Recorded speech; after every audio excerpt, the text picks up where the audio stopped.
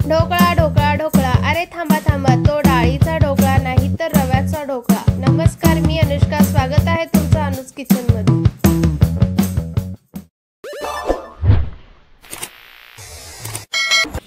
रवा ढोकळा बनवण्यासाठी लागणारे साहित्य पाहूया। इथे 1 वाटी बारीक रवा घेतलेला आहे, 1 वाटी दही घेतलेला आहे, अर्धा टेबलस्पून इथे बेकिंग पावडर घेतलेली आहे, अर्धा टेबलस्पून इथे मी बेकिंग सोडा घेतलाय आणि चवीपुरतं मीठ। ढोकळ्याचं बॅटर बनवण्यासाठी इथे मी एक बाउल घेतलेला आहे, त्यामध्ये आपण 1 वाटी बारीक रवा घालूया आणि 1 वाटी दही घालूया, चवीपुरतं मीठ घालूया। आता आपण रवा दह्यामध्ये चांगला मिक्स करून घेऊया। पाणी न घालताच आपल्याला रवा दह्यामध्ये चांगला मिक्स करून घ्यायचा आहे। तर इथे रवा दह्यामध्ये चांगला मिक्स करून झालेला आहे आणि हे बॅटर आता तुम्ही बघू शकता घट्ट आहे। आता आपण याच्यामध्ये पाणी घालूया, थोडंसं पाणी घातलेलं आहे, पाणी घालून चांगलं मिक्स करून घेऊया। बॅटर मध्ये पाणी घालून चांगलं मिक्स करून घेतलेलं आहे। आता 15 मिनिटं बॅटरला आपण रेस्ट देऊया। जोपर्यंत बॅटर रेस्ट होत आहे तोपर्यंत आपण ढोकळ्याची बाकी तयारी करून घेऊया। ढोकळा स्टीम करण्यासाठी आधी गॅस चालू करूया। गॅसवरती कढई ठेवूया, कढईमध्ये पाणी घेतलेलं आहे। आता आपण त्याच्यामध्ये स्टँड ठेवूया आणि आता आपण याच्यावरती झाकण ठेवूया आणि पाणी उकळून घेऊया। तर इथे मी एक कुकरचा डब्बा घेतलेला आहे, त्याला आता आपण चांगलं तेलाने ग्रीस करून घेऊया। तेल सगळीकडे छान ग्रीस करून घेऊया, जेणेकरून आपला ढोकळा खाली चिटकणार नाही। आणि ह्या सगळ्या गोष्टी आपल्याला ढोकळ्यामध्ये बेकिंग सोडा आणि बेकिंग पावडर टाकण्याच्या आधी करून घ्यायचं आहे। तर इथे 15 मिनिटं झालेले आहे, रवा चांगला दह्यामध्ये भिजला गेलेला आहे। तर हे बॅटर अजून सुद्धा घट्ट आहे। आता आपण याच्यामध्ये पाणी घालूया, अजून थोडं पाणी घालूया आणि आता चांगलं मिक्स करून घ्यायचं आहे। बॅटर मध्ये मी इथं पूर्ण पाव वाटी पाणी घातलेलं आहे। तर इथे तुम्ही कन्सिस्टन्सी बघू शकता, खूप जास्त पातळही नाही, खूप जास्त घट्टही नाहीये, याच पद्धतीने आपल्याला बॅटर हवं आहे।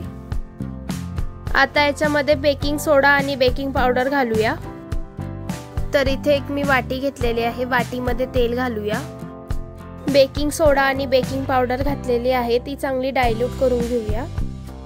तर इथे तुम्ही बघू शकता बेकिंग सोडा आणि बेकिंग पावडर आपण चांगली डायल्यूट करून घेतलेली आहे। आता आपण ती ढोकळ्याच्या बॅटर मध्ये घालूया। डायल्यूट केलेली बेकिंग सोडा आणि बेकिंग पावडर बॅटर मध्ये घालूया आणि चांगलं मिक्स करून घेऊया। जर तुमच्याकडे बेकिंग सोडा आणि बेकिंग पावडर नसेल तर तुम्ही याच्यामध्ये 1 पॅकेट इनोचं घालू शकता।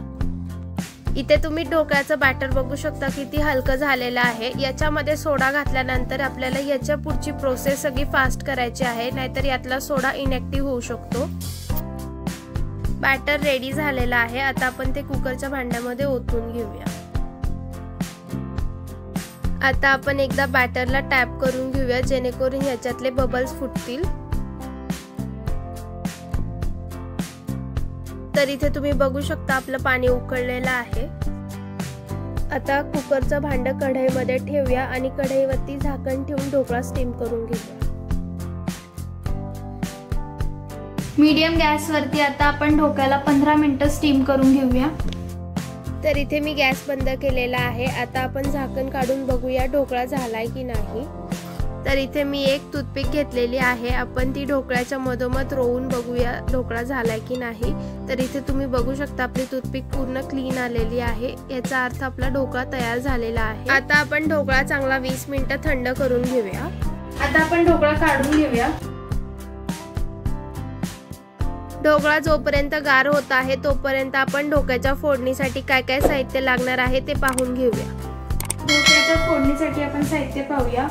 इथे 4 मिरच्या घेतल्यात, मधून कापून घेतल्यात, कढीपत्ता घेतलाय, कोथिंबीर, 1 चमचा इथे मोहरी घेतले, थोडीशी साखर, थोडीशी हिंग, थोडंसं मीठ आणि 1 चमचा तीळ घेतलेला आहे। तर इथे आपला ढोकळा चांगला थंड झालेला आहे। आता आपण याच्या सगळ्या साइड्स मोकळ्या करून घेऊया।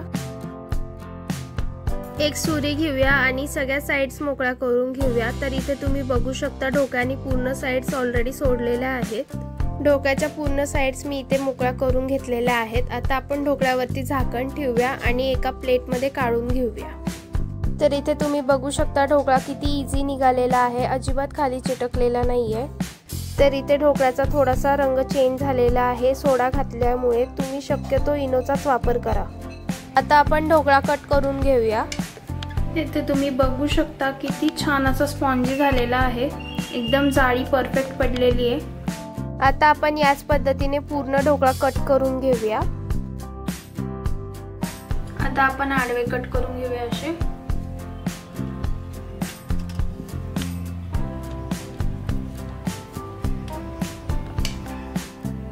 इथे तुम्ही बघू शकता किती छान अशी जाळी आलेली आहे आणि एकदम स्पॉन्जी झालेला आहे।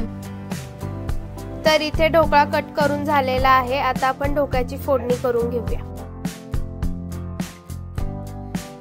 गॅस चालू करूया आणि तडका पॅन ठेवूया। तेल घालूया। 1 चमचा तेल घातलेला आहे। तेल तापलेलं आहे। 1 चमचा मोहरी घालूया। हिरवी मिरची घालूया। कढीपत्ता घालूया। पांढरे तीळ घालूया।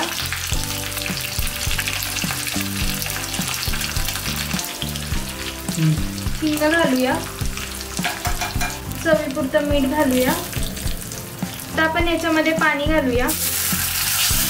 तर इथे आपला ढोकळा सुद्धा कट करून झालेला आहे। ढोकळ्याची फोडणी सुद्धा तयार झालेली आहे। आता आपण ढोकळ्यावरती फोडणी घालूया। बघितलं किती सोपी रेसिपी आहे। घरच्या घरी झटपट होणारा असा रवा ढोकळा आपण आज केलेला आहे। तुम्ही ही रेसिपी नक्की ट्राय करा आणि कमेंटमध्ये मला सांगा कशी झाली आहे।